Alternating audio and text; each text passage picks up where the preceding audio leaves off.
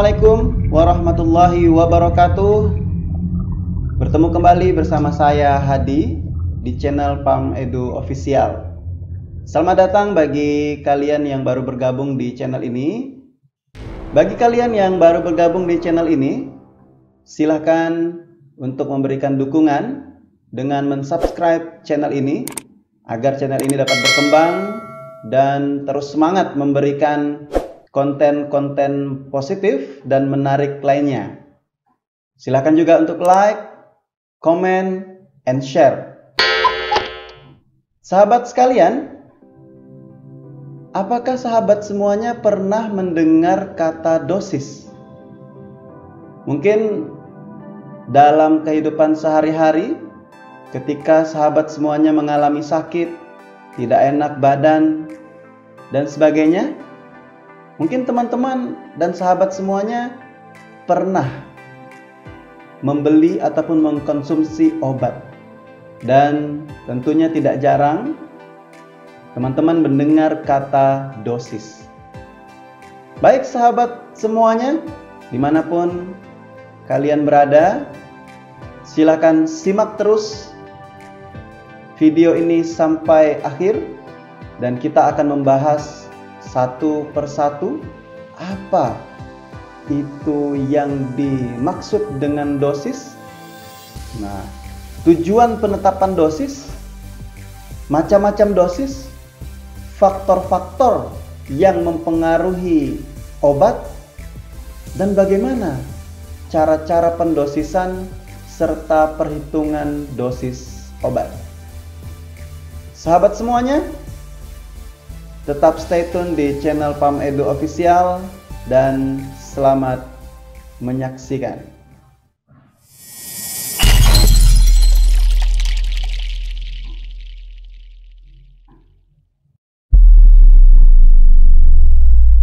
Baik, kita mulai sahabat semuanya.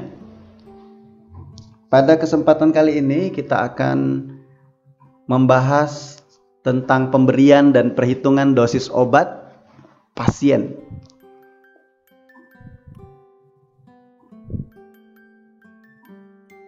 Nah, capaian pembelajaran kita pada pertemuan ini adalah diharapkan mahasiswa mampu memahami, mendeskripsikan pendosisan, kemudian kompetensi dasar yang diharapkan khusus terkait dengan pendosisan ini adalah mahasiswa diharapkan dapat menjelaskan pengertian dosis obat, macam-macam dosis, tujuan penetapan dosis, faktor-faktor yang dapat mempengaruhi obat. Kemudian diharapkan juga mahasiswa dapat menjelaskan rumus perhitungan dosis obat, cara-cara pendosisan, dan menghitung dosis obat. Selanjutnya diharapkan mahasiswa juga dapat menjelaskan perhitungan mengubah bentuk sediaan dan menyiapkan obat, serta mampu menerapkan prinsip farmakologi dan mengubah bentuk sediaan serta menyiapkan obat dalam melaksanakan peran kolaboratif saat melaksanakan upaya asuhan kefarmasian, keperawatan maupun kebidanan. Nah, seperti yang kita ketahui bahwa ilmu farmakologi ini sangat mendukung profesi tenaga kesehatan ya, baik itu dokter, keperawatan atau perawat, bidan, termasuk tenaga kefarmasian atau farmasis atau apoteker. Nah, semuanya memerlukan ilmu terkait dengan farmakologi, khususnya dalam terapi obat.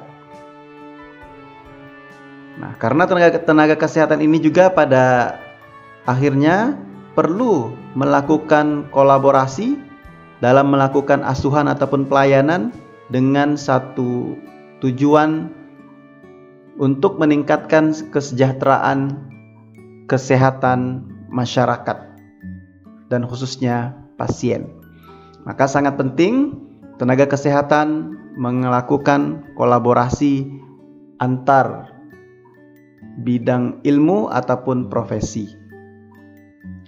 Nah, untuk pendosisan terkait dengan dosis obat ini, kita akan membahas definisi dosis, tujuan penetapan dosis, macam-macam dosis, faktor-faktor yang dapat mempengaruhi obat, cara-cara pendosisan, dan perhitungan dosis obat.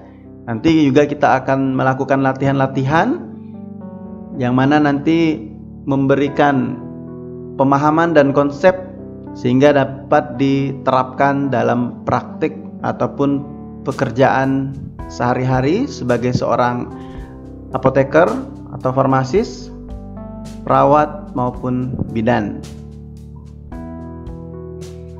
Nah, khususnya pada pembahasan kali ini terkait pendosisan, kita akan membahas lebih lanjut cara-cara pendosisan dan perhitungan dosis obat, di mana nanti pendosisan itu untuk bayi, ada juga yang pendosisan untuk anak dan remaja, serta pendosisan dewasa, dan juga nanti kita akan singgung terkait pendosisan untuk geriatri atau lanjut usia.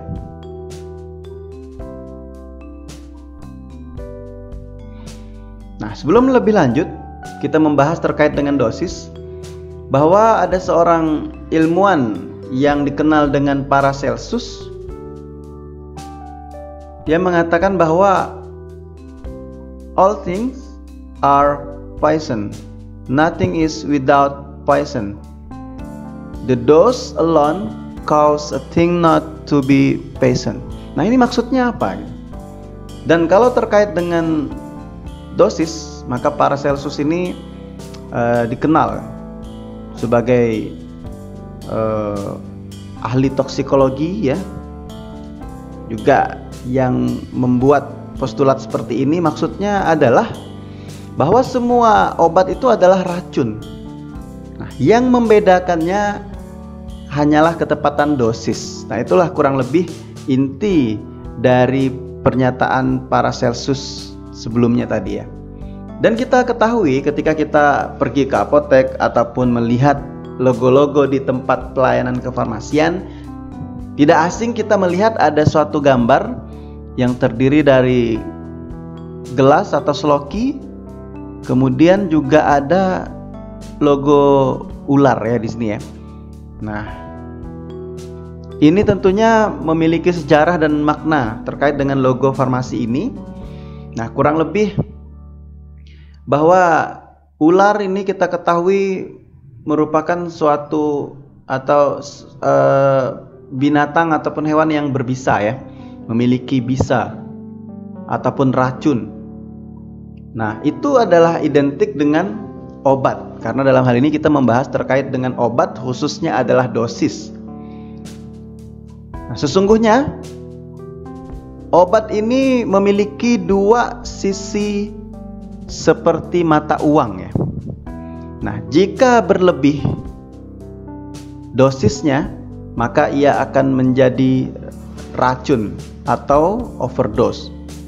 Nah, jika kurang juga tidak memberikan efek atau subterapi, sehingga obat malah tidak memiliki manfaat. Bahkan ketika obat itu adalah antibiotik, maka bisa menyebabkan resistensi antibiotik karena kurangnya dosis, sehingga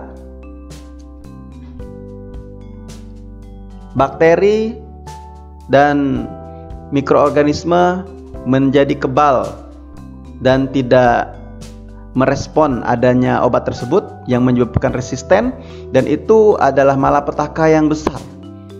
Kita ketahui penemuan obat tidak mudah, perlu waktu yang panjang, dana yang besar. Ketika suatu obat resisten dan mengaplikasikan obat tersebut kepada bakteri yang resisten terhadap antibiotik tersebut, ya, maka itu akan menjadi suatu permasalahan yang serius. Nah, seperti lambang di samping ini, nah itu ular melambangkan suatu dosis, ya, racun, ya. Nah, racun. Namun bagaimana obat ini bisa memberikan manfaat? Maka kata kuncinya adalah dosis. Dosis yang tepatlah yang dapat membuat obat itu menjadi bermanfaat. Karena ketika berlebihan dosisnya akan menjadi racun atau overdose, dan ketika kurang tidak memberikan manfaat atau subterapi, bahkan bisa juga memberikan mudarat tersendiri ketika tadi obatnya adalah antibiotik karena mengalami resistensi. Maka di sini ada logo gelas atau sloki menandakan takaran bahwa obat ketika diberikan dengan takaran yang pas, sesuai dengan aturan pakai yang dianjurkan, ya maka obat tadi tidak menjadi racun, tapi memberikan manfaat yang diharapkan. Maka penting untuk kita ketahui bersama, baik itu tenaga kesehatan maupun masyarakat pada umumnya, untuk memperhatikan betul obat-obatan yang kita konsumsi. Jangan sampai kita membeli obat sembarangan tanpa petunjuk dan arahan dari yang ahlinya terkait dengan ini. Maka ketika sahabat semuanya memerlukan obat, jangan ragu, jangan sungkan. Ingat obat, ingat apoteker. Karena apoteker adalah suatu profesi kesehatan yang ahli terhadap obat. Nah, maka sebagai latar belakang ini, untuk memberikan gambaran kepada kita semua, jangan takut juga untuk mengkonsumsi obat, tapi bijaklah dalam mengkonsumsi obat. Karena ketika kita tidak bijak, maka justru bisa membahayakan dan bisa sebagai racun. Namun ketika menggunakan obat sesuai dengan arahan, justru obat akan memberikan manfaat sesuai dengan yang diharapkan. Nah, ini adalah kriteria obat. Setidaknya ada 3 kriteria obat. Yang pertama, safety. Jadi obat itu harus memiliki keamanan yang sudah diuji melalui serangkaian uji toksisitas untuk memastikan bahwa obat itu aman. Dan untuk menetapkan suatu senyawa menjadi obat perlu uji yang sangat panjang sampai obat tersebut diregistrasi dan layak untuk diedarkan. Setelah diedarkan pun obat tersebut terus dipantau, yang kita sebut dengan uji klinik fase keempat, post marketing surveillance, tetap diawasi. Oleh karena itu tidak heran ketika ada obat-obatan yang sudah beredar juga dilakukan penarikan dan sebagainya, karena terus dipantau dan dievaluasi. Nah, kemudian kriteria obat yang selanjutnya adalah efficacy. Jadi obat tersebut harus berkhasiat, manjur, memiliki efek untuk mengatasi permasalahan terkait dengan penyakit dan sebagainya. Dan ini juga mengalami uji yang panjang terkait dengan uji aktivitas untuk memastikan bahwa obat yang diedarkan, dikonsumsi itu memiliki efek yang manjur dan berkhasiat. Nah, selanjutnya kriteria obat yang ketiga adalah obat tersebut berkualitas, bermutu, memiliki karakteristik quality. Nah, ketika salah satu persyaratan ini tidak terpenuhi, maka suatu senyawa tidak bisa dikatakan obat. Obat tersebut aman, tapi tidak memiliki efek terhadap atau tidak memiliki indikasi, maka tidak bisa dikatakan obat. Atau ketika suatu senyawa itu memiliki efek namun tidak aman, tidak bisa dikatakan senyawa itu adalah obat. Atau suatu senyawa itu aman, memiliki efek namun tidak memiliki karakteristik, tidak berkualitas, tidak bermutu, maka tidak bisa juga dikatakan obat. Maka kualitas ini terkait dengan stabilitas dan sebagainya, itu semuanya dipantau, semuanya diatur. Dan untuk merilis suatu senyawa menjadi obat, ada uji preklinik yang dilakukan terhadap hewan uji, untuk melihat aktivitasnya dan sebagainya, efek-efek samping terkait. Nah, selanjutnya bisa dilakukan lanjut uji klinik kepada manusia. Nah, untuk uji klinik ini sendiri juga memiliki beberapa fase. Ada 4 fase. Fase pertama, uji klinik fase 1, uji klinik fase 2, fase 3, sampai uji klinik fase 4 atau post marketing surveillance. Sangat panjang dan memerlukan biaya yang tidak sedikit. Oleh karena itu, kita semuanya harus bijak menggunakan obat. Jangan menggunakan obat sembarangan, jangan menggunakan obat tanpa aturan. Sedikit-sedikit obat, di mana membeli dan sebagainya tidak mengikuti anjuran dan arahan, maka khawatir akan membahayakan diri kita sendiri dan juga semuanya. Kenapa bisa semuanya? Karena obat, misalnya antibiotik, ketika tidak digunakan sesuai dengan aturan pakai, akan menjadi resisten. Maka tidak hanya diri kita sendiri yang celaka, tapi semuanya. Ketika obat itu resisten, maka resisten antibiotik bisa juga akan mengalami resisten secara global. Nah, sehingga orang lain pun nanti ketika ingin menggunakan antibiotik yang serupa, justru orang lain juga tidak akan merasakan manfaat dari antibiotik tersebut. Sementara penemuan obat memerlukan waktu yang sangat panjang dan memerlukan biaya yang tidak sedikit. Maka harus pas, tidak berlebih, tidak kurang takarannya itu. Nah, sehingga obat bisa memberikan manfaat. Ini yang kita sebut dengan pengobatan rasional. Nah, di mana pengobatan rasional itu adalah pengobatan yang tepat indikasi, sesuai dengan indikasi penyakit seseorang. Jangan sampai obat yang diberikan tidak sesuai dengan indikasi yang dialami oleh pasien. Tepat pasien. Jangan sampai obat yang diberikan namanya sama, ternyata orangnya berbeda, sehingga tidak tepat pasien yang kita berikan atau kita terapi. Nah, ini bisa terjadi dalam pelayanan, di mana orang banyak ngantri, kemudian kita panggil dengan nama yang sama, tidak ada prosedur untuk pengecekan tepat pasien, maka bisa jadi namanya sama, ternyata orangnya berbeda, penyakitnya yang seharusnya berbeda, obat yang diterima berbeda, karena salah pasien, maka bisa menimbulkan medication error dan sebagainya. Dan dalam pembahasan ini adalah tepat dosis.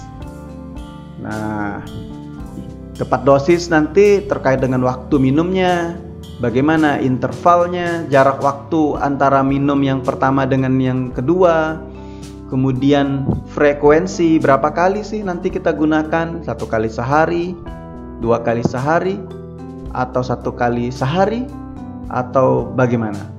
Lama pemakaian, apakah digunakan jika perlu saja ketika sakit, PRN, Prorenata, ataupun digunakan dalam 5 hari, digunakan dalam 7 hari, digunakan 14 hari, atau bahkan digunakan selama 4 bulan plus 2 bulan, misalnya untuk regimen terapi TBC, bahkan 9 bulan, 1 tahun, atau seumur hidup.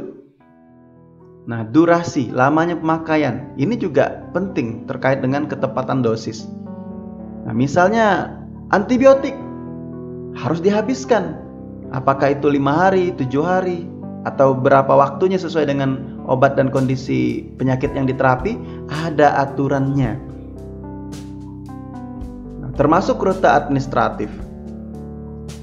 Nah, untuk mengaplikasikan dosis itu diberikan, apakah per oral, parenteral, atau enteral dan sebagainya. Nah, kemudian pengobatan rasional yang lain kriterianya tepat jenis obat. Nah, dan waspada efek samping. Nah, dosis itu adalah salah satu hal yang penting dalam pemberian obat.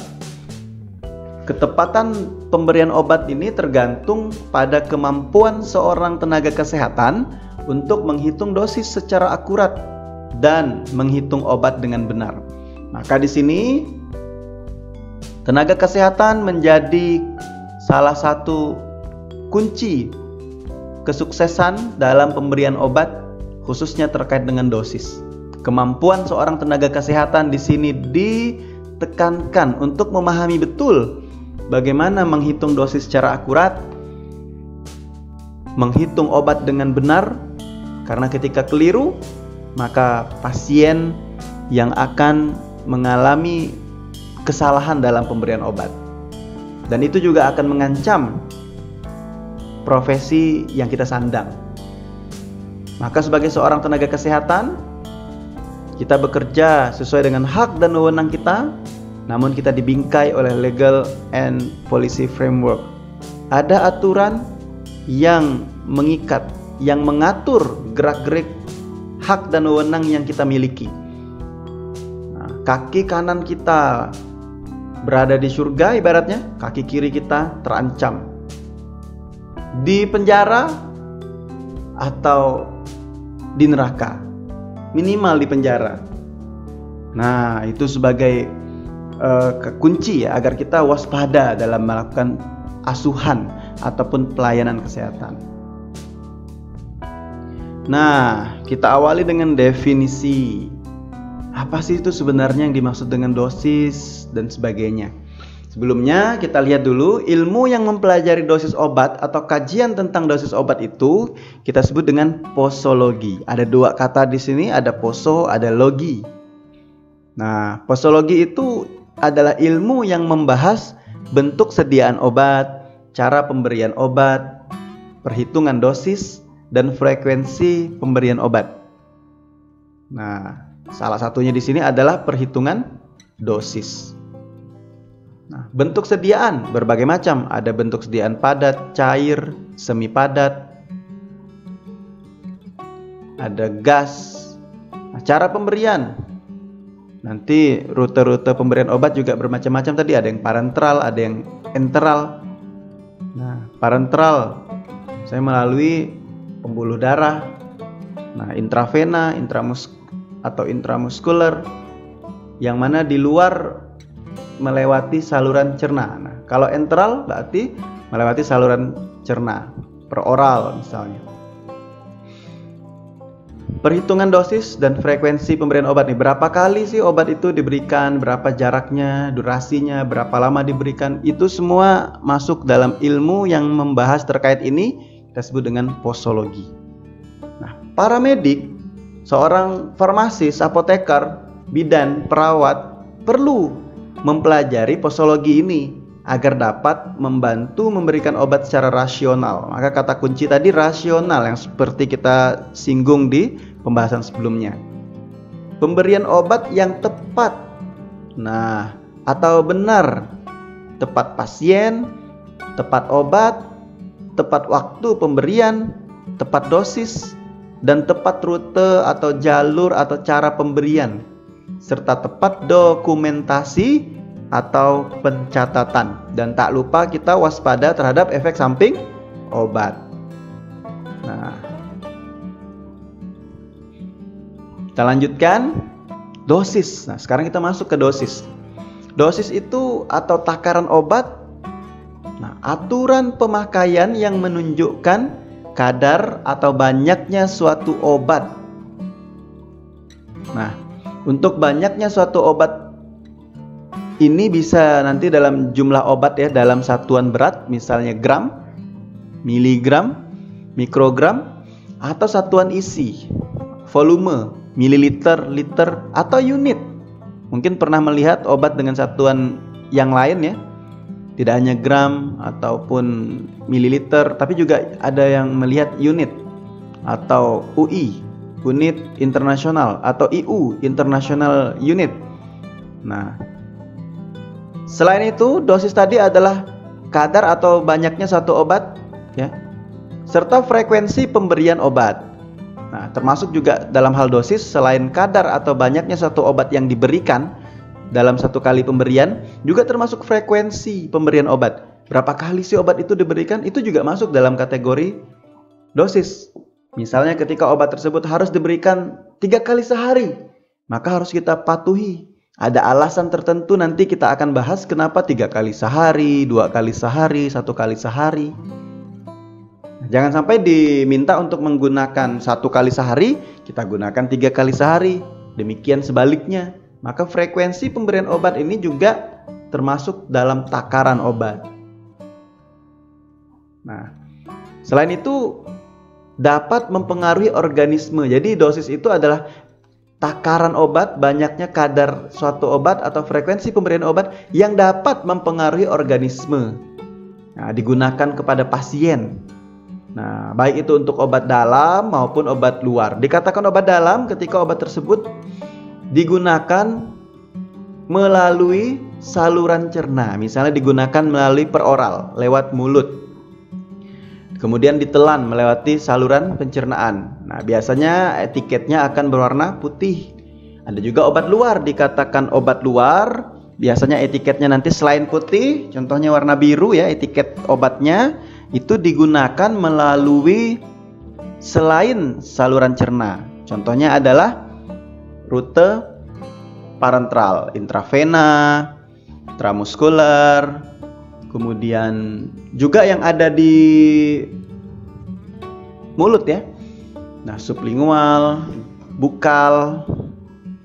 Nah, gitu. Jadi obat yang masuk ke dalam itu belum tentu obat dalam penyebutannya ya. Contohnya dia injeksi atau suntikan, itu memang masuk ke dalam tubuh tapi bukan disebut obat dalam. Dia termasuk kategori obat luar. Nah, gitu juga ada di mulut, di bawah lidah, sublingual atau bukal antara gigi dan gusi. Nah, itu juga tidak disebut dengan obat dalam walaupun dalam mulut, tapi termasuk obat luar karena dia tidak masuk melalui saluran pencernaan. Gitu. Maka perhatikan perbedaannya terkait dengan penggolongan obat yang mungkin sudah dibahas di topik-topik pertemuan sebelumnya. Nah, dan kata kunci tadi dari dosis juga untuk memperoleh efek terapeutik yang diharapkan. Maka ini yang ditargetkan. Ada efek terapi yang diharapkan. Nah, sejumlah obat yang diberikan tersebut memiliki frekuensi pemberian obat, baik itu 1 kali ataupun jangka waktu tertentu. Misalnya antibiotik harus dihabiskan, tidak hanya 1 kali pemakaian atau dalam beberapa hari. Bisa jadi nanti harus dihabiskan dalam jangka waktu tertentu, 5 hari kah, 7 hari, 14 hari, atau bahkan berapa bulan, tergantung dengan arahan yang diberikan untuk melakukan terapi terkait dengan obat-obatan tersebut. Nah, selain itu dosis atau takaran obat yang diberikan mesti menimbulkan efek farmakologi seperti yang disampaikan tadi, memiliki efek terapeutik. Nah, punya khasiat yang tepat, aman bila dikonsumsi oleh pasien. Nah, ini adalah kata kunci terkait dengan dosis. Selanjutnya, besarnya dosis obat yang diberikan ini berhubungan dengan kadar obat di tempat kerja obat. Menentukan kadar obat di tempat kerja obat. Nah, jadi dosis ini sangat berhubungan, sangat menentukan kadar obat nanti di tempat kerja obat. Yang materi ini sudah dibahas di pertemuan sebelumnya terkait dengan prinsip dasar farmakologi, farmakokinetik, farmakodinamik ya. Nah, bahwa kita ketahui ada juga istilah biological availability atau ketersediaan hayati.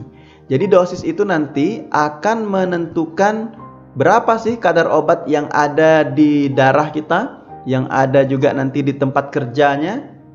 Di tempat kerja obat ini nanti bisa reseptor, bisa enzim, bisa kanal ion. Nah, ketersediaan obat tadi di dalam tubuh, di dalam darah itu yang kita sebut dengan BA, biological availability, ketersediaan hayati. Dimana ketika kurang dari seharusnya maka akan menentukan efek obat. Ini juga ada hubungannya antara besaran dosis dengan kadar obat di tempat kerjanya atau ketersediaan hayati, dan juga berhubungan dengan efek obat. ketika dosisnya kurang, ketersediaan hayati dalam tubuh atau dalam darah juga kurang, maka yang terikat dengan reseptor kurang, efek juga akan kurang. Demikian sebaliknya, dosis besar, ketersediaan hayati besar, efek juga meningkat.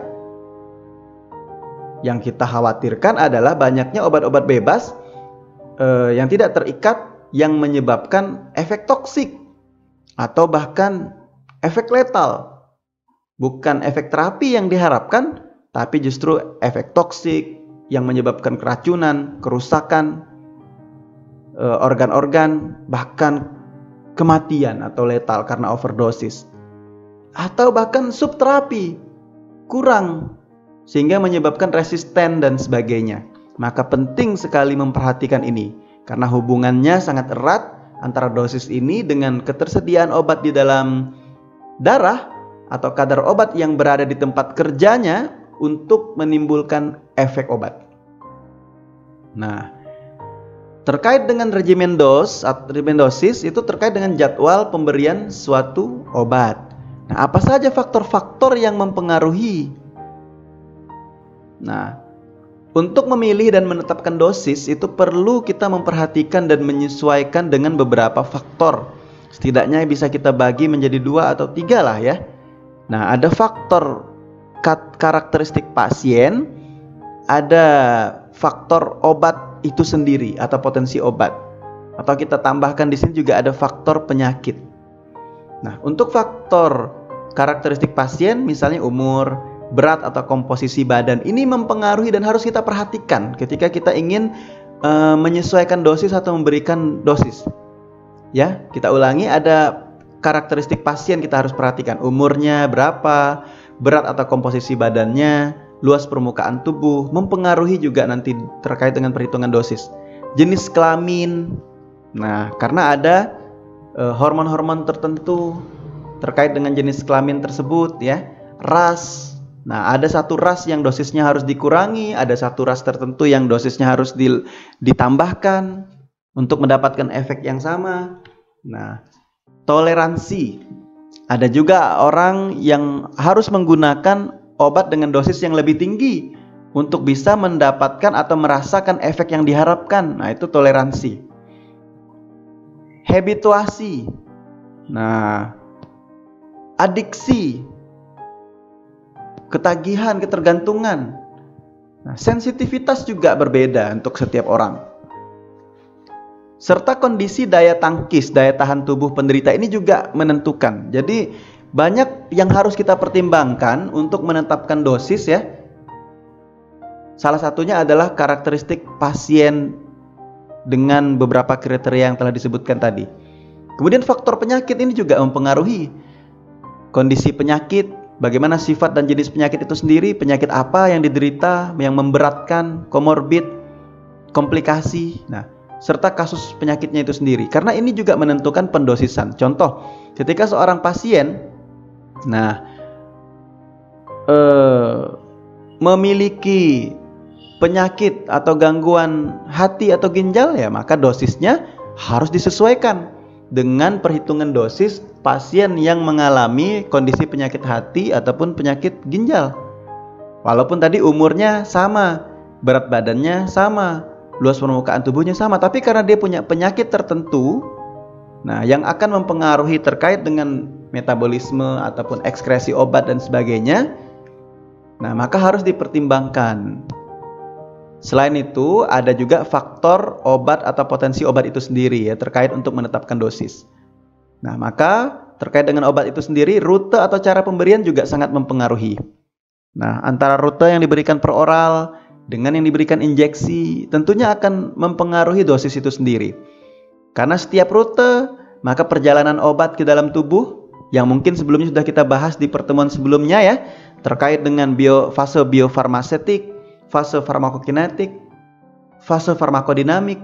Jadi ada perjalanan obat sebelum menimbulkan efek itu yang ditentukan oleh rute pemberian obat dan bentuk sediaan obat, itu mempengaruhi. Nah, kemudian sifat fisika kimia, sifat farmakokinetiknya, absorpsi, distribusi, metabolisme, dan ekskresi Ini juga menentukan di mana obat itu senyawa kimia yang punya sifat-sifat, punya karakteristik tertentu yang harus diperhatikan. Misalnya ketika obat memiliki kelarutan yang tinggi terhadap lemak, nah maka juga akan mempengaruhi makanan apa yang bisa dikonsumsi bersama makanan ya. Untuk mengkonsumsi obat bersama makanan atau minuman tertentu juga mempengaruhi. Kemudian cara mengkonsumsi sebelum makan, setelah makan, perut kosong atau bagaimana juga dipengaruhi oleh sifat fisika atau kimia obat. Termasuk toksisitas obat itu sendiri dan jenis obat. Ini juga faktor-faktor yang harus kita perhatikan dalam menetapkan dosis. Maka bagi masyarakat yang mengharapkan atau menggunakan obat, harap berhati-hati untuk bijak dan waspada menggunakan obat. Bukan juga untuk ditakuti atau tidak mau mengkonsumsi obat ketika memang perlu dan harus mengkonsumsinya. Maka ikuti, konsultasikan kepada yang berwenang dan memiliki keahlian. Jangan ragu untuk menghubungi dokter Anda dan juga apoteker Anda. Nah, ingat obat, ingat apoteker. Dan materi-materi ini tadi terkait dengan karakteristik ini akan kita bahas ya lebih lanjut di pembahasan berikutnya. Nah, ini kita mereview sedikit terkait dengan fase-fase yang mempengaruhi efek obat ya, sebelum obat itu memberikan atau menimbulkan efek. Nah, ketika kita mengkonsumsi obat itu misalnya kita contohkan tablet ya. Jadi sediaan obat juga akan mempengaruhi. Ketika obat atau bentuk sediaan obat ini bentuknya tablet dibandingkan dengan obat yang bentuknya serbuk atau bentuknya larutan, tentunya akan mempengaruhi fase-fase ini. Contoh, di sini adalah tablet bentuk sediaannya, di mana tablet itu memiliki komposisi-komposisi. Ada zat aktif, ada eksipien. Eksipien atau zat tambahan itu nanti bisa pengisi, kemudian penghancur dan sebagainya. Nah, di sini tablet ini memiliki zat aktif tertentu. Yang mana zat aktif ini memiliki efek tertentu gitu ya, misalnya. Maka ketika diberikan melalui jalur peroral, misalnya salah satu jalur pemberian, jadi bentuk sediaan dan jalur pemberian ini mempengaruhi nanti bagaimana nasib-nasib obat, fase-fase yang akan dilalui oleh obat sebelum menimbulkan efek. Nah, misal kalau dia tadi bentuk sediaannya tablet dan pemberiannya oral, maka akan mengalami fase pertama, yaitu fase farmasetik atau biofarmasetik. Nah, di mana fase farmasetik ini adalah fase di mana bentuk sediaan obat itu dirubah menjadi atau siap untuk diabsorpsi. Jadi suatu fase di mana bentuk sediaan obat itu zat aktifnya lepas dan siap untuk diabsorpsi. Gitu ya, fase ini tujuan dari fase farmasetik. Nah, di mana zat aktif itu lepas dari bentuk sediaannya untuk siap diabsorpsi. Makanya nanti ada istilah pharmaceutical availability. Nah, hasil dari fase 1 farmasetik itu adalah pharmaceutical availability, ketersediaan farmasetik. Artinya zat aktif itu siap untuk diabsorpsi, untuk masuk ke tahap kedua, yaitu tadi salah satunya absorpsi. Nah, kita ulangi lagi. Untuk obat itu yang bentuknya tablet menjadi larut dan siap diabsorpsi, itu perlu beberapa tahap dia. Ada disintegrasi ya. Dia akan pecah tablet-tabletnya, kemudian menjadi agregat-agregat, jadi gumpalan-gumpalan. Kemudian mengalami deagregasi, jadi tablet yang pecah tadi, maka granul-granulnya pecah, kemudian zat aktifnya lepas dan keluar ya. Dan selanjutnya melarut atau disolusi. Maka ketika dia sudah terdisolusi, sudah melarut, maka zat aktif tersebut siap untuk absorpsi, mengalami fase selanjutnya. Nah, karena apa obat yang dalam kondisi larut ini adalah obat yang tersedia untuk siap diabsorpsi atau yang kita sebut dengan pharmaceutical availability, ketersediaan farmasetik. Nah, jadi pada fase pertama ini nanti akan terjadilah liberasi tadi atau hancur ya. Nah, terdisintegrasi, terdeagregasi sampai terdisolusi. Nah, coba kita lihat ketika pemberian atau bentuk sediaan obatnya berupa larutan, bukan tablet atau serbuk ya. Kalau serbuk berarti tidak perlu mengalami pemecahan lagi, tapi siap tinggal disolusi. Atau kalau bentuk sediaannya itu tadi bentuknya larutan, tidak perlu mengalami proses ini, tapi langsung siap diabsorpsi. Tentunya ini akan mempengaruhi yang kita sebut dengan onset ya. Waktu di mana obat itu mulai sejak diberikan sampai mulai menimbulkan efek, nah itu onset. Nah, sehingga orang bisa merasakan kok menggunakan obat ini efeknya cepat ya terasa. Ini kok agak lama ya. Nah, itulah tadi. Bentuk sediaan juga bisa mempengaruhi terkait dengan salah satunya onset tadi, waktu obat untuk menimbulkan efek. Karena dia langsung siap misalnya untuk diabsorpsi, maka efeknya akan terasa lebih cepat, misalnya seperti itu. Cara pemberian juga mempengaruhi. Kalau dia diberikan dalam peroral, maka banyak proses yang akan dialami melalui saluran cerna, kemudian diserap dan sebagainya untuk masuk ke pembuluh darah. Tapi ketika obat itu diberikan jalur parenteral, intravena, maka tidak perlu mengalami proses yang panjang ini, tapi langsung masuk ke pembuluh darah untuk menuju ke tempat aksinya, siap berinteraksi dengan reseptor. Jadi tentunya akan lebih cepat. Dan tentunya ada kelebihan dan kekurangan dari masing-masing rute pemberian yang harus kita perhatikan dan dibahas di materi yang lain. Nah, kita lanjut. Anggap tadi tablet dan diberikan per oral ya. Fase pertama farmasetik atau biofarmasetika. Endingnya tadi adalah obat tersedia untuk diabsorpsi. Nah, selanjutnya ketika obat itu sudah bentuk larutan, siap diabsorpsi, masuklah ke fase kedua, farmakokinetik. Fase di mana bagaimana sih nasib obat yang masuk ke dalam tubuh? Nah, nasib obat. Nah, kan nasib obat ketika dia masuk ke dalam tubuh, dia akan mengalami ADME, absorpsi, distribusi, metabolisme, ekskresi. Nah, karena zat aktif itu memiliki karakteristik tersendiri, maka akan berpengaruh juga atmenya itu tadi. Yang menentukan apa tadi? Atme ini akan menentukan kadar obat yang dapat berikatan dengan reseptor. Nah, ini nanti endingnya atau tujuannya dari fase kedua atau farmakokinetik ini adalah obat tersedia untuk beraksi. Beda dengan tadi, siap untuk diabsorpsi, masuk ke fase kedua ya. Tapi kalau fase kedua ini, nanti obat tersedia untuk beraksi setelah mengalami ADME tadi, yang kita sebut dengan biological availability. Jadi obat tersedia untuk beraksi ini akan berada dalam darah kita, atau biological availability atau ketersediaan hayati. Nah, tadi dikatakan di awal bahwa dosis ini sangat mempengaruhi ketersediaan obat dalam tubuh atau ketersediaan hayati atau biological availability, dan juga akan memiliki pengaruh dan hubungan yang erat dengan efek.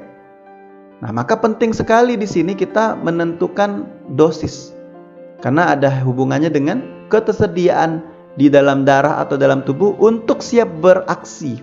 Nah, terkait dengan aksi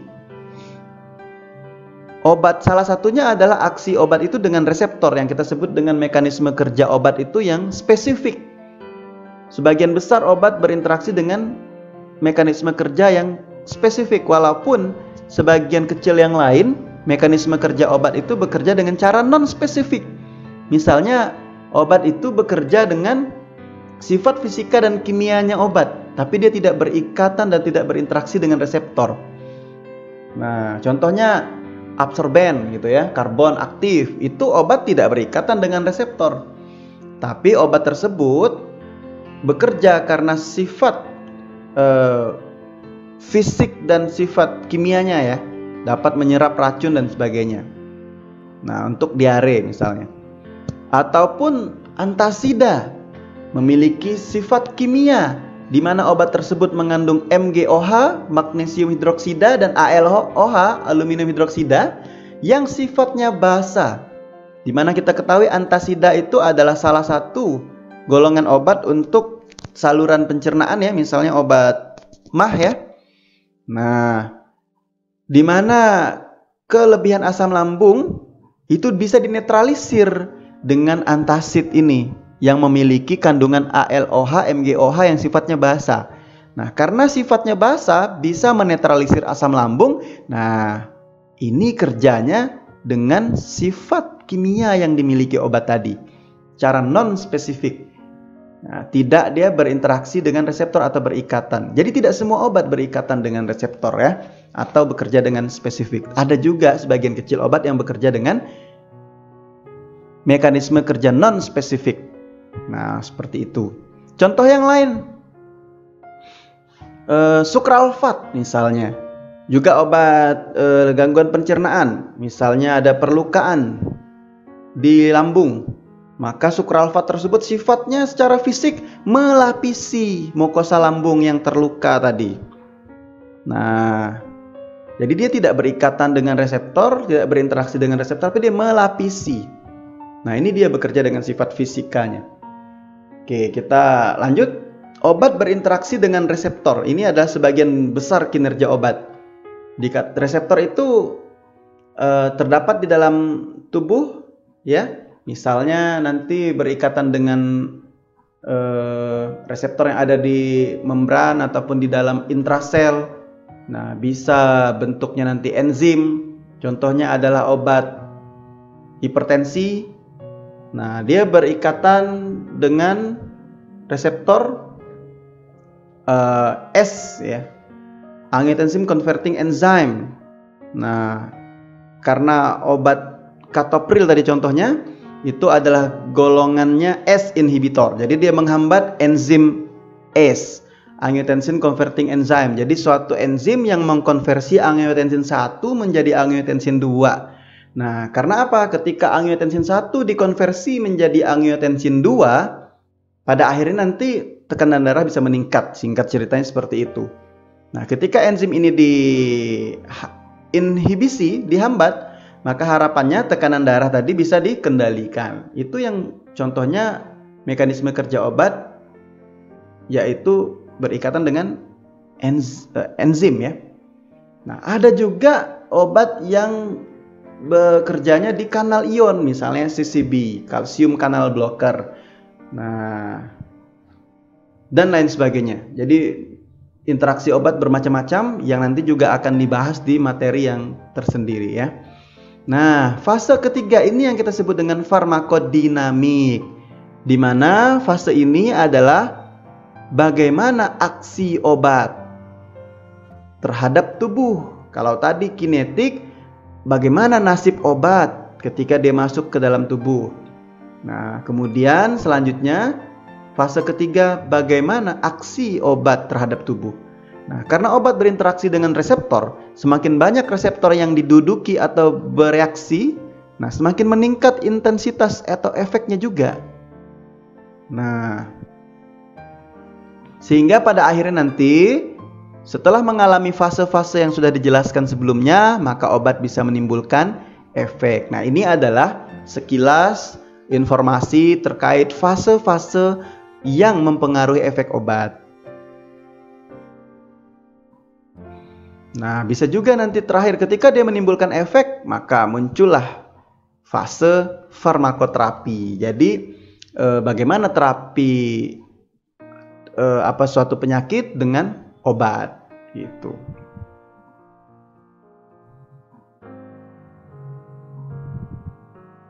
Nah, ini adalah penjelasan dari setiap fase tadi ya.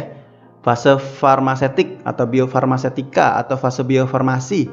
Sudah dijelaskan tadi, fase yang dipengaruhi oleh cara pembuatan obat, bentuk sediaan obat, dan zat tambahan yang digunakan.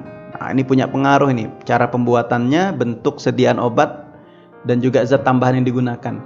Fase ini akan menentukan banyaknya obat yang diabsorpsi masuk ke sirkulasi sistemik. Nah, untuk siap masuk ke fase kedua.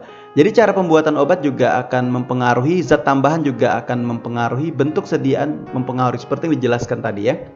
Ketika bentuknya larut ataupun padatan, serbuk dan sebagainya akan mempengaruhi. Nah, fase farmakokinetik. Nah, jadi selain dipengaruhi oleh sifat fisika kimia obat atau zat aktif, juga dipengaruhi oleh sifat fisiologi tubuh. Nah, dan juga jalur atau rute pemberian obat. Jadi obat yang masuk ke pembuluh darah itu tanpa melalui proses absorpsi akan cepat tentunya menimbulkan efek. Contohnya apa? Tanpa melalui absorpsi, langsung masuk ke tempat kerjanya, misalnya intravena, tidak perlu lagi fase kedua diabsorpsi. Nah, tapi langsung langsung didistribusikan ke tempat kerja, misalnya langsung diinjeksikan ke tempat pembuluh darah. Tentunya efeknya akan cepat, jadi onsetnya juga akan cepat. Nah, karena obat dapat langsung mengalami distribusi, gitu. Ada juga ya. Jadi ini salah satu pengaruh ya. Jadi fase farmakokinetik juga jalur pemberian obat juga memiliki peran. Nah, fase farmakodinamik menjelaskan interaksi obat dengan reseptornya dalam menimbulkan efek seperti yang sudah dijelaskan tadi ya. Nah, atau fase ini mempelajari fase pengaruh obat terhadap fisiologi tubuh. Nah, fase ini dipengaruhi oleh struktur kimia obat, jumlah obat yang sampai pada reseptor, nah, afinitas obat, ya. Jumlah obat yang sampai pada reseptor ini tentunya juga banyak hal dipengaruhi, baik itu oleh rutenya, dosisnya, ya. Nah, kalau dosisnya kurang, berarti jumlah yang sampai juga bisa kurang. Atau rute pemberian ya, kalau misalnya rute pemberiannya parenteral seperti intravena, maka 100% obat langsung masuk ke tempat kerjanya. Tapi kalau melalui rute oral, maka sudah banyak zat aktif yang termetabolisme selama perjalanan sehingga yang sampai di tempat kerja sudah berkurang dan sebagainya dan sebagainya. Dan aktivitas obat terhadap reseptor dan sifat ikatan antara obat dengan reseptor. Itu. Nah, ini ada pemicu ya. Apakah tujuan dari pengaturan rancangan dosis pada pemberian obat? Nah, apa ya tujuannya? Nah, tentunya harapannya kita mengatur rancangan dosis itu pada pemberian obat adalah aman. Kemudian nanti kita akan jelaskan, kita akan lihat gambar atau grafiknya ya. Tetap dalam rentang terapeutik atau berefek. Jadi harapannya obat tadi dosisnya itu berada dalam rentang terapeutik atau indeks terapi atau therapeutic windows sehingga menimbulkan efek. Nah, kemudian diharapkan juga obat tidak melampaui MTC, minimum toxic concentration atau konsentrasi toksik minimum. Jadi tidak lewat dari batas ini, karena kalau lewat maka obat menjadi toksik dan menyebabkan kerusakan, keracunan.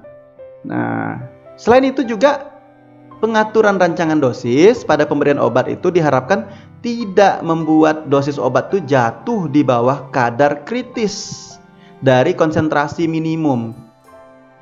Nah, yang kita sebut dengan MEC, minimum effective concentration, atau konsentrasi efektif minimum atau KEC ini ya.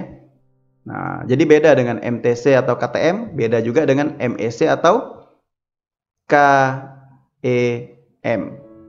Nah, jadi diharapkan juga tadi obat tidak jatuh di bawah garis ini, sehingga kalau di bawah garis ini maka obat tidak menimbulkan efek, tidak memiliki efektivitas. Subterapi, nah yang kita khawatirkan ketika obat tadi antibiotik menyebabkan resisten antibiotik, maka obat itu untuk bisa menimbulkan efek dia harus berada di titik konsentrasi minimum.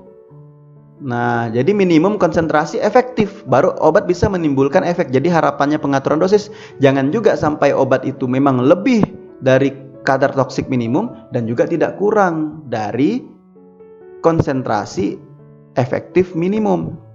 Nah, inilah tujuan dari pengaturan atau rancangan dosis.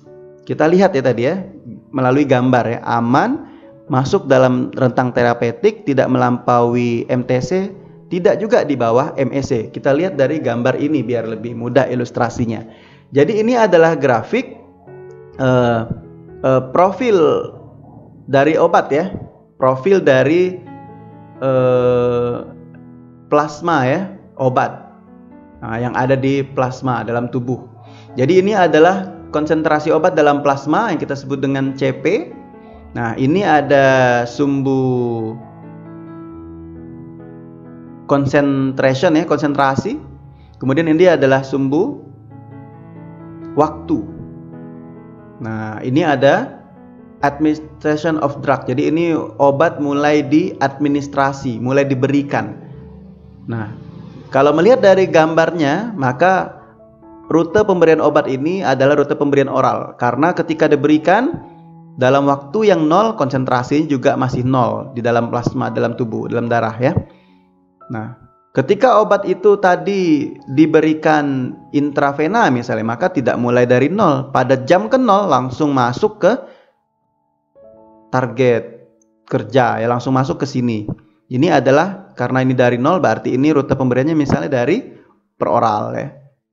Nah, kita lihat di sini juga ada beberapa istilah onset of action. Jadi waktu di mana obat itu mulai menimbulkan efek sejak obat itu diberikan. Ada juga istilahnya durasi. Jadi durasi itu adalah aksi berapa lama sih obat itu memberikan atau menimbulkan efek sejak dia mulai terasa efeknya sampai efeknya hilang. Nah, itu durasi. Kemudian ada terminasi of action. Jadi waktu terminasi dari efek. Jadi sudah mulai hilang sampai obat itu dalam tubuh kadarnya habis ya. Nah, kemudian kita lihat tadi salah satu tujuan pengaturan rancangan dosis dalam pemberian obat tadi aman. Agar apa aman? Dia tetap berada di dalam rentang terapeutik atau rank terapeutik atau therapeutic windows, atau kita juga sebut dengan indeks terapi. Nah, sehingga bisa menimbulkan efek. Jadi obat itu, kadar obat bisa menimbulkan efek ketika dia berada dalam rentang antara garis biru dan garis merah ini. Saya berikan warna ya. Nah, garis biru ini apa? Tadi yang kita sebut dengan MEC.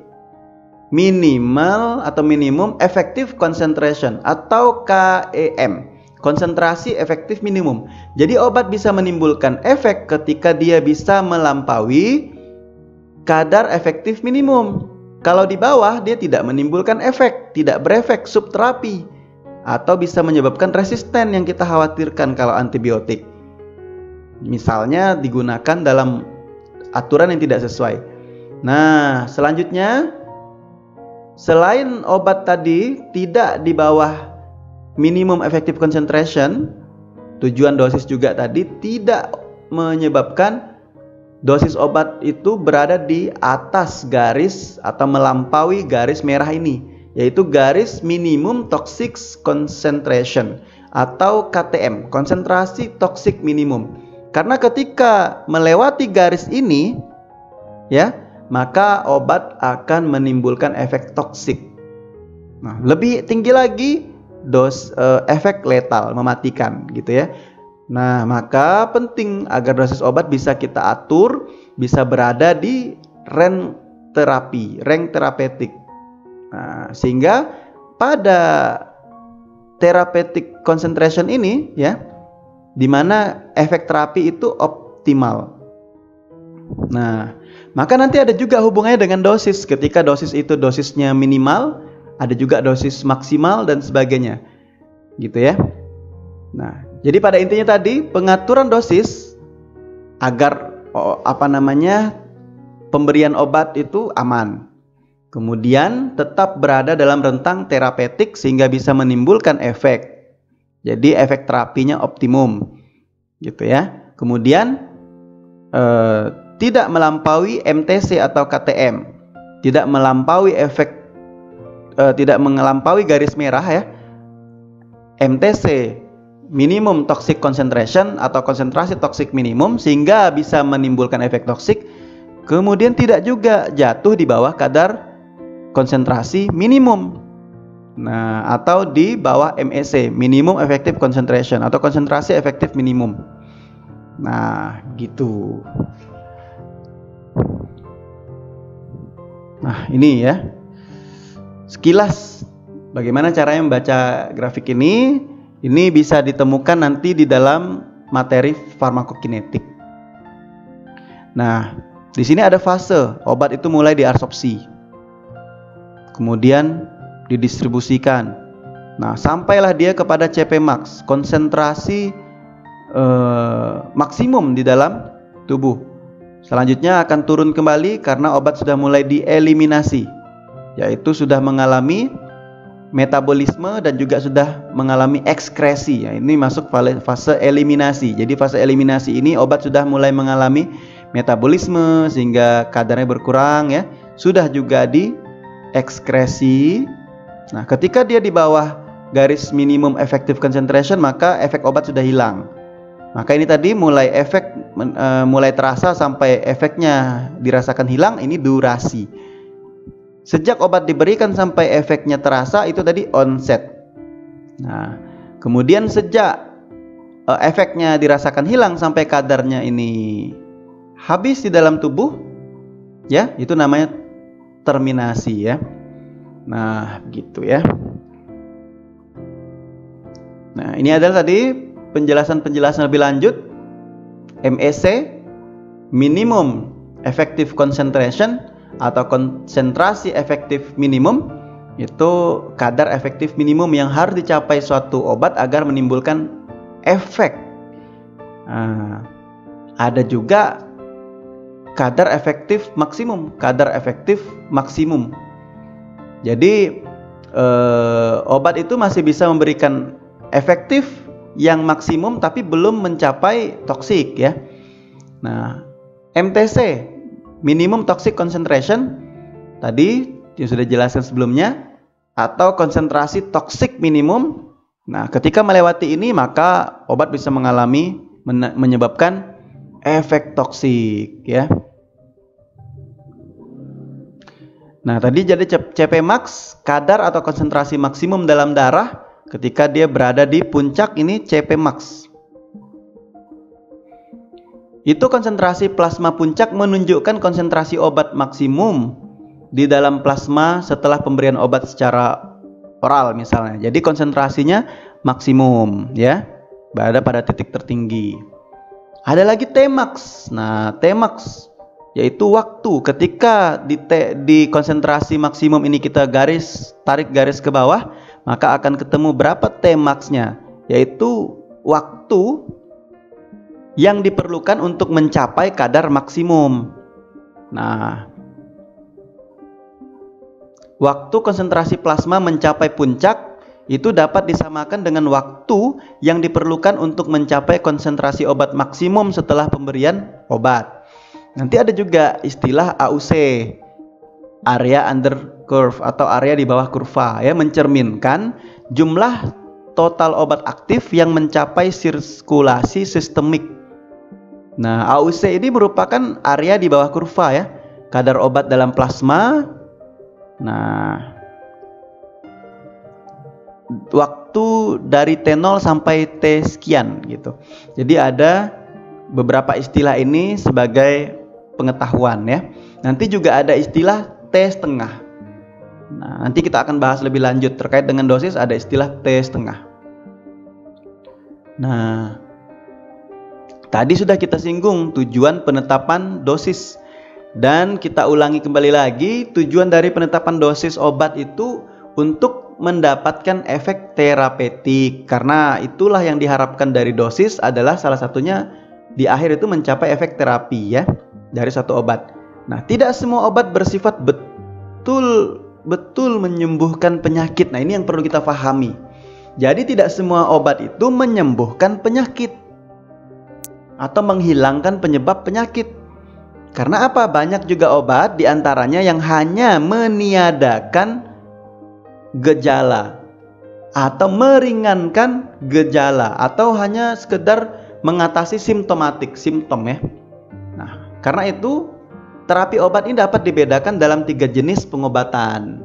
Nah, ini adalah tujuan dari penetapan obat ya. Jadi ada jenis-jenis nih terapi. Ada terapi kausal, ada terapi simptomatis, ada terapi substitusi. Nah, kalau dikatakan terapi kausal, itu obat itu dapat menghilangkan atau meniadakan penyebab penyakit. Misalnya memusnahkan mikroorganisme yang merugikan. Contoh, obat kemoterapeutik, misalnya antibiotik. Ya, berarti menghilangkan bakteri. Ya, bisa membunuh bakteri atau melemahkan bakteri. Bakteriostatik atau bakterisida. Nah, fungisida ya berarti menghilangkan jamur, malaria dan sebagainya. Jadi kalau terapi kausal ini berarti obat itu mampu menghilangkan penyebab penyakit. Kalau terapi simptomatis ya simptom, gejala ya berarti hanya gejala penyakit yang diobati dan diringankan, tidak menghilangkan penyebab penyakit itu. Jadi berbagai macam nih karakteristik atau tipe-tipe efek dari obat ya, efek dari obat itu. Tidak semuanya efek obat itu menghilangkan penyebab penyakit. Nah, jadi efek terapi atau efek terapeutik itu juga tadi terdiri dari 3 ini paling tidak.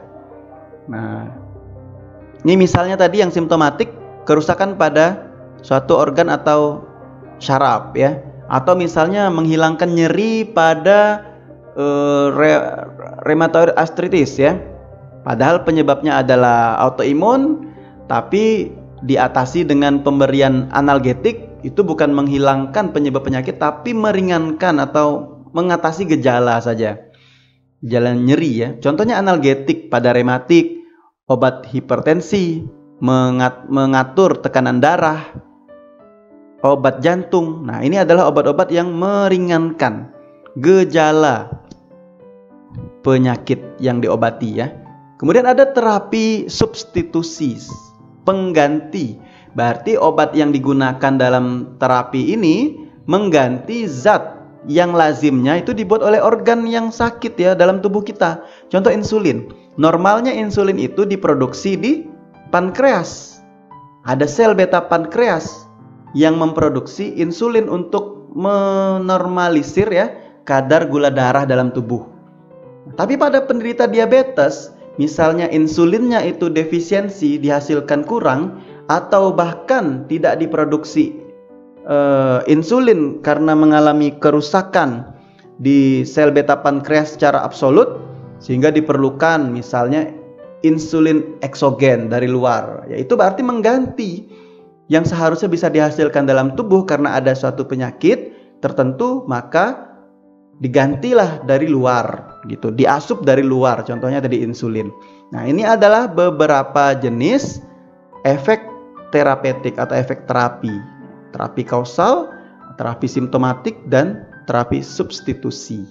Nah, ini adalah indeks terapi yang tadi kita singgung, bahwa ada therapeutic range, therapeutic windows, gitu ya. Ada indeks terapi, yaitu antara konsentrasi efektif minimum sampai konsentrasi toksik minimum. Nah, ini yang kita sebut dengan indeks terapi.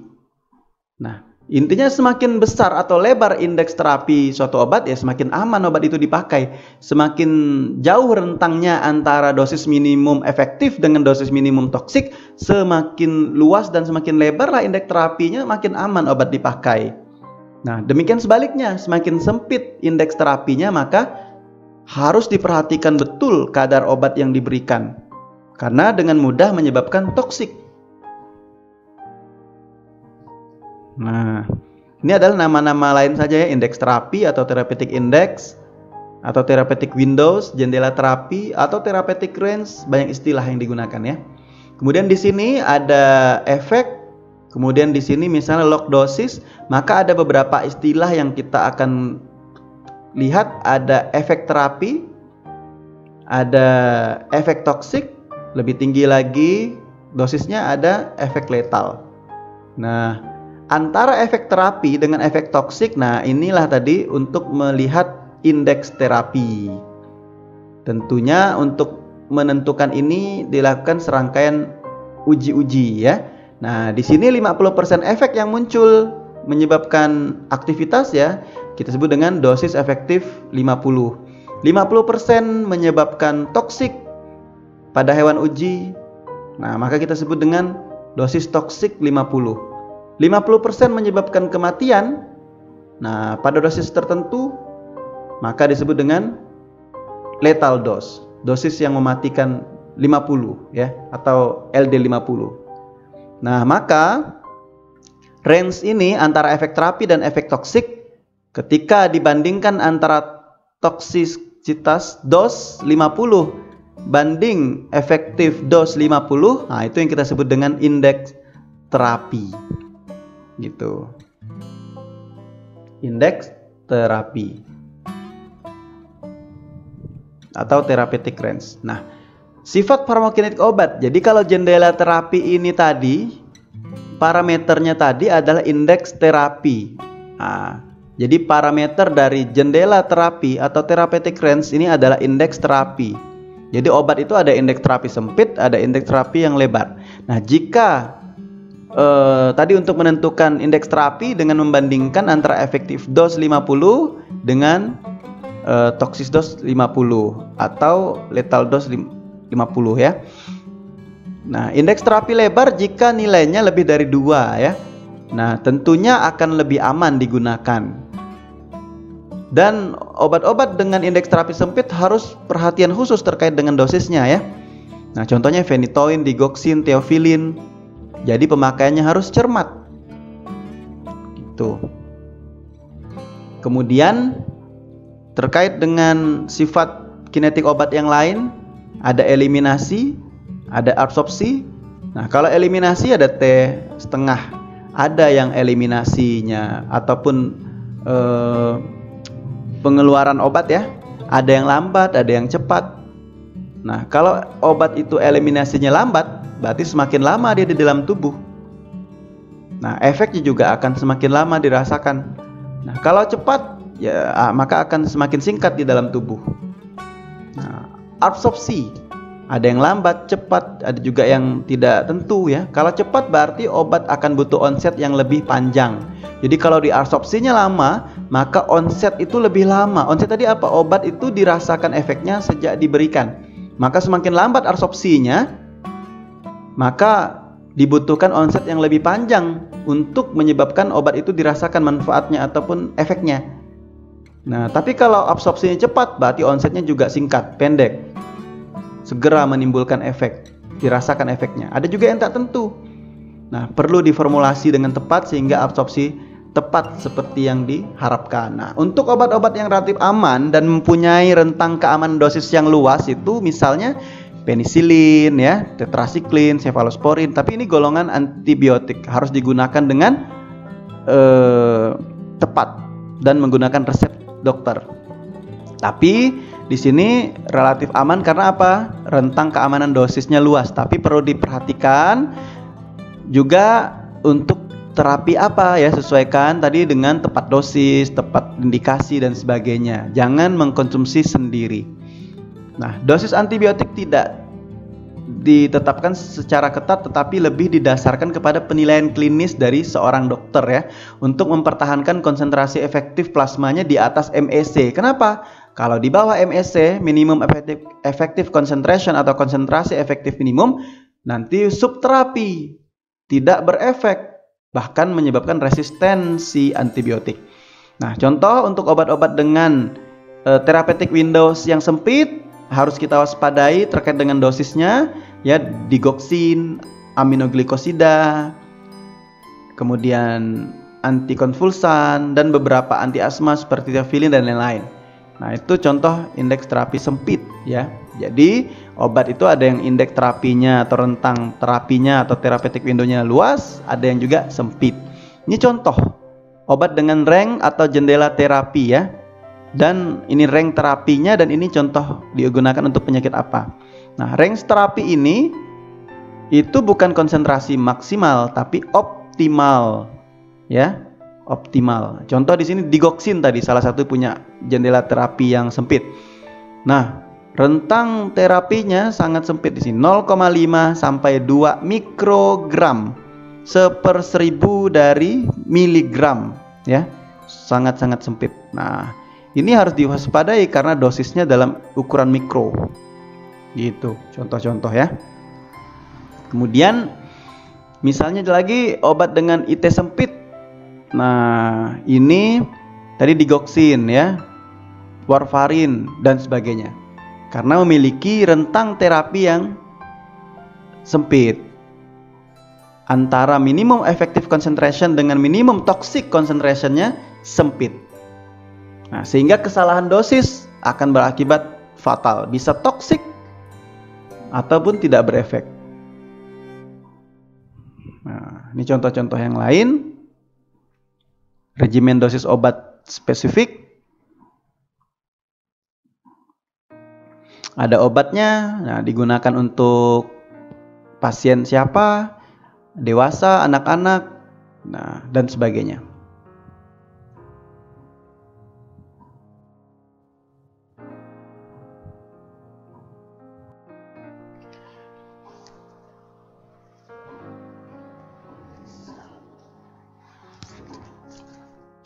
Selanjutnya kita lihat pemicu berikut ini. Kenapa frekuensi penggunaan obat atau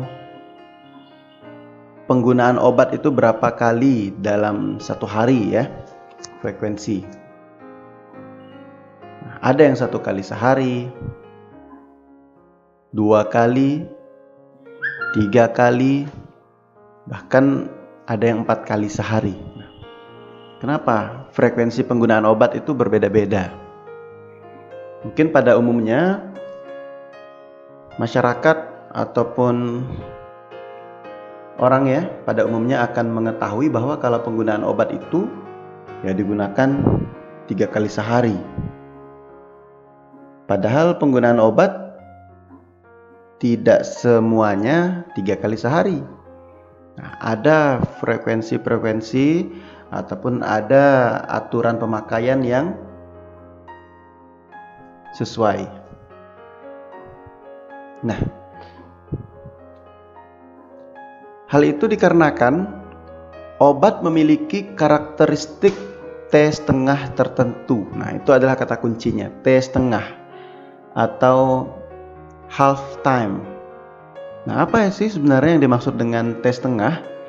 Jadi T setengah itu adalah waktu yang diperlukan suatu obat sehingga kadar obat dalam darah atau jumlah obat dalam tubuh itu tinggal separuhnya. Nah, jadi ketika obat dimasukkan ke dalam tubuh, nah waktu yang diperlukan suatu obat sehingga kadarnya dalam darah kita, dalam tubuh tinggal setengahnya, nah itu adalah T setengah. Nah, ini adalah salah satu faktor farmakokinetik dari obat. Nah, ini yang nantinya akan mempengaruhi berapa kali obat itu harus digunakan. Nah, misalnya kalau T setengahnya pendek, berarti penggunaan obat digunakan dengan frekuensi yang lebih sering. Demikian sebaliknya, ketika T setengahnya itu panjang, maka penggunaan obat itu frekuensinya menjadi lebih jarang. Kecepatan metabolisme dan ekskresi, kalau kita ingat pada kurva sebelumnya yang telah dijelaskan terkait antara waktu versus konsentrasi, itu seperti gambar grafik ya. Nah, itu akan kita lihat ya, ada fase obat mulai diabsorpsi, mulai dari 0 kemudian terus meningkat sampai konsentrasi puncak. Nah, sampai konsentrasi puncak. Kemudian ketika sudah mencapai puncak, konsentrasi obat akan menurun. Nah, atau disebut dengan fase eliminasi. Nah, fase eliminasi inilah terjadinya metabolisme dan ekskresi dari suatu obat. Nah, kecepatan metabolisme dan ekskresi suatu obat itu dapat dilihat dari nilai waktu paronya atau T setengah eliminasi, atau kita sebut juga dengan plasma half time. Nah, jadi obat yang T setengahnya panjang tadi, nah umumnya frekuensi pemakaiannya relatif jarang. Ya, karena keberadaannya di dalam tubuh itu lebih panjang, untuk dieliminasinya lebih lama, sehingga frekuensi penggunaannya, keseringan penggunaannya dalam sehari ya lebih jarang. Nah, karena apa? Karena durasi kerja obatnya relatif panjang atau long action. Jadi T setengah ini adalah faktor farmakokinetik yang penting dalam menentukan frekuensi pemakaian obat. Nah, ini adalah ilustrasi waktu paruh atau T setengah atau half time tadi adalah interval waktu yang dibutuhkan untuk proses eliminasi tubuh ya, untuk mengurangi konsentrasi obat di dalam tubuh setengahnya atau separuhnya. Jadi farmakokinetik ini adalah apa sih yang akan dilakukan tubuh terhadap obat, atau dengan kata lain farmakokinetik itu kan adalah bagaimana sih nasib obat ketika dia masuk ke dalam tubuh. Nah, dia akan mengalami fase ATME, absorpsi, distribusi, metabolisme, ekskresi. Nah, itu semua juga ditentukan oleh salah satu faktor, yaitu waktu paruh. Nah, semakin panjang tadi waktu paruhnya, maka proses eliminasinya juga akan berpengaruh ya. Semakin lama untuk dikeluarkan dari tubuh. Nah, ini contohnya. Di mana tubuh itu memiliki suatu mekanisme mengurangi konsentrasi obat di dalam tubuh dengan cara mengeliminasi, mengekskresi. Nah, salah satunya melalui ginjal. Nah, contohnya waktu paruh suatu obat 8 jam misalnya. Nah, kalau waktu paruhnya 8 jam sehingga ketika dia diberikan, maka awalnya konsentrasinya 100%. Nah, kalau waktu paruhnya 8 jam, berarti pada awalnya diberikan itu konsentrasinya 100%, maka setelah 8 jam kemudian konsentrasinya menjadi setengahnya atau 50%. 8 jam kemudian atau setelah 16 jam sejak awal pemberian 25%. Kemudian 8 jam kemudian atau 8 jam kemudian setelah 16 jam atau 24 jam sejak awal pemberian, nah setengahnya lagi dari 25, 12,5. 8 jam lagi setelah 24 jam pemberian atau 32 jam setelah waktu awal pemberian, nah berkurang lagi setengahnya dari sebelumnya, setengah dari 12,5, ya kurang lebih 6,25%. Nah, demikianlah ilustrasi kadar obat itu dikurangi atau dieliminasi secara bertahap gitu ya. Nah, sehingga ini sangat mempengaruhi frekuensi penggunaan obat. Nah, kita ketahui bersama ketika dosis itu harus menimbulkan efek di dalam tubuh, maka kadarnya, konsentrasinya harus berada di atas garis biru yang kita ilustrasikan pada grafik sebelumnya, yaitu konsentrasi efektif minimum atau minimum effective concentration, dan juga berada di bawah rentang garis merah yang kita ilustrasikan, minimum toxic concentration atau konsentrasi toksik minimum. Nah, di antara KM dan KTM itu tadi, atau di antara konsentrasi efektif minimum dan konsentrasi toksik minimum, nah itu yang kita sebut dengan jendela terapi, therapeutic windows, therapeutic range, atau indeks terapi yang sudah kita bahas sebelumnya. Nah, ketika dia berada di situ konsentrasinya, maka obat bisa menimbulkan efek. Ketika lebih dari itu, maka dia bisa menimbulkan toksik. Kalau kurang dari batas minimum effective concentration-nya, maka obat menjadi subterapi, tidak memiliki efek. Yang kita khawatirkan seperti kita sampaikan pada bagian sebelumnya, kalau obat itu antibiotik, ya dikhawatirkan menimbulkan resistensi antibiotik. Nah, oleh karena itu, ada penggunaan obat secara berulang. Nah, ini adalah sembuh X ya waktu, kemudian konsentrasi sembuh Y. Nah, bagaimana profil kinetik dosis berulang? Maka kalau misalnya di sini warna merah adalah dosis 1. Nah, ketika diberikan, nah berarti kalau kita lihat profilnya ini, mulainya dosis diberikan itu langsung berada di konsentrasi ini, berarti diasumsikan ini adalah parenteral ya. Karena kalau kemarin menggunakan rute pemberian oral, mulanya obat itu pasti dia dari 0, baru mulai diabsorpsi gitu ya. Tapi kalau di sini kita lihat mulai dari tengah ya parenteral misalnya. Kemudian ketika sudah diberikan pertama kali dosis 1 ya, maka konsentrasi obat akan berkurang seiring waktu. Karena tadi mengalami fase eliminasi, yaitu adanya proses metabolisme dan ekskresi obat.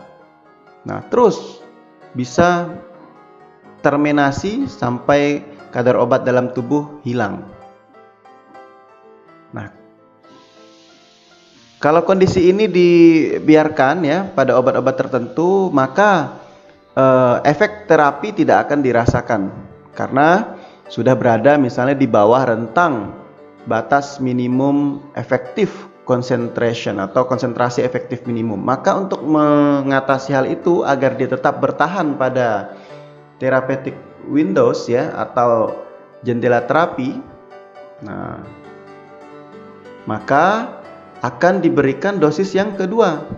Misalnya di sini warna hijau, maka diberikanlah dosis yang kedua. Nah, di sini misalnya pada 6 jam kemudian diberikan dosis yang kedua, maka dia akan meningkat kembali kadarnya.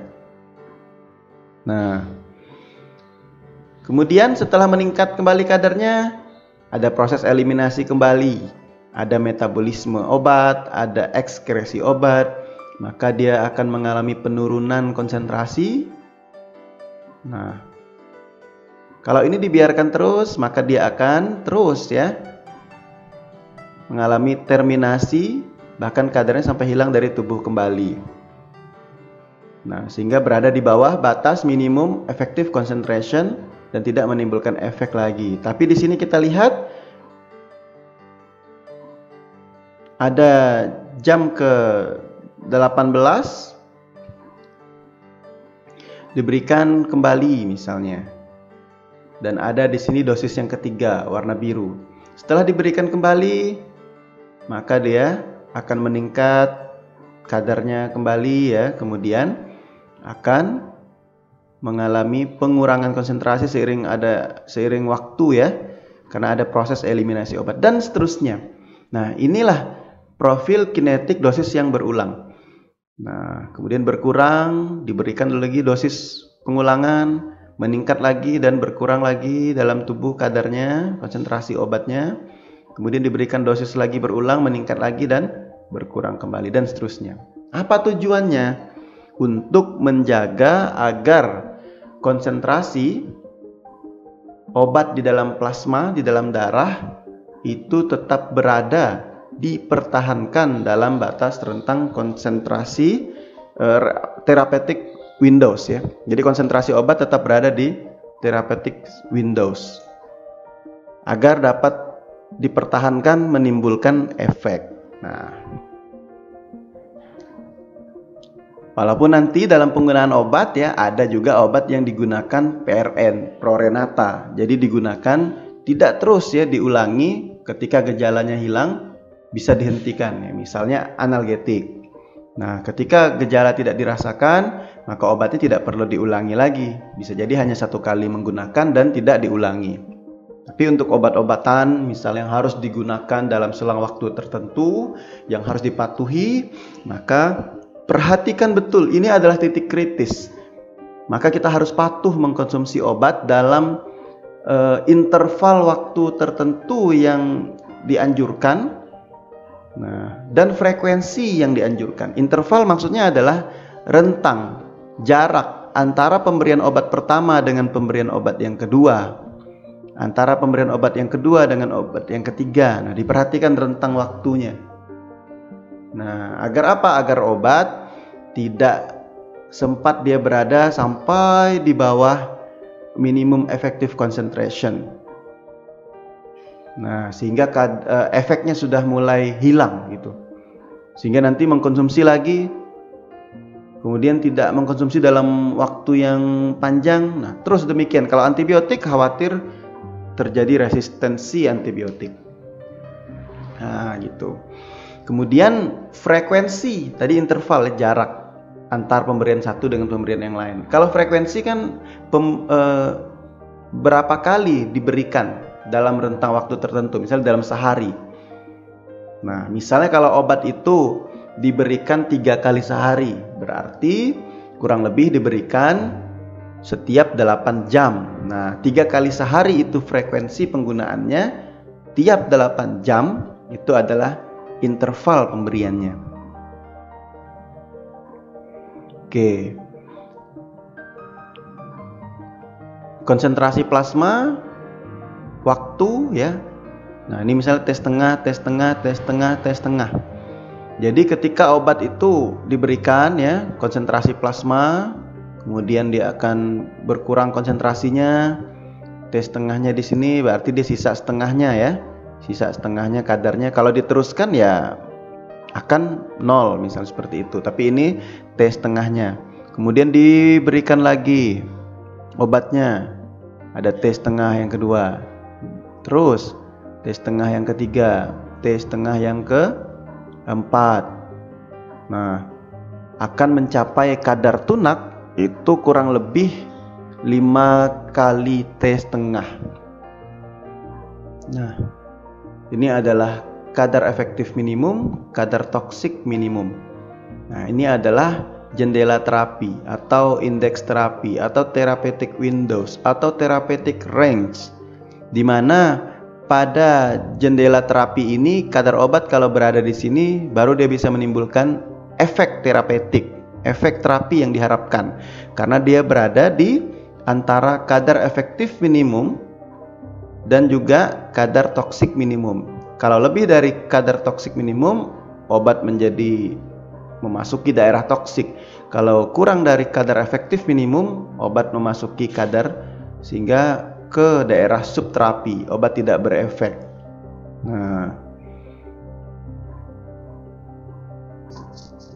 Nah, ini adalah tugas pendalaman materi. Jadi kepada sahabat semuanya, silahkan untuk mendalami kembali materi yang telah disampaikan sebelumnya. Silahkan dijawab pertanyaan-pertanyaan di bawah ini ya dengan benar ya. Nah, yang pertama, jelaskan apa yang dimaksud dosis obat. Kemudian yang kedua, sebutkan dan jelaskan faktor-faktor yang harus diperhatikan dalam memilih dan menetapkan dosis. Kemudian yang ketiga, bagaimana hubungan antara dosis obat dengan respon atau efek obat, dan jelaskan fase-fase yang memengaruhi efek obat. Kemudian yang keempat, apa tujuan penetapan dan pengaturan rancangan dosis pada pemberian obat.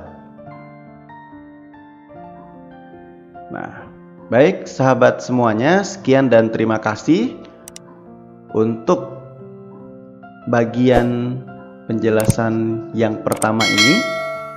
Selamat belajar dan nantikan bagian pembahasan selanjutnya.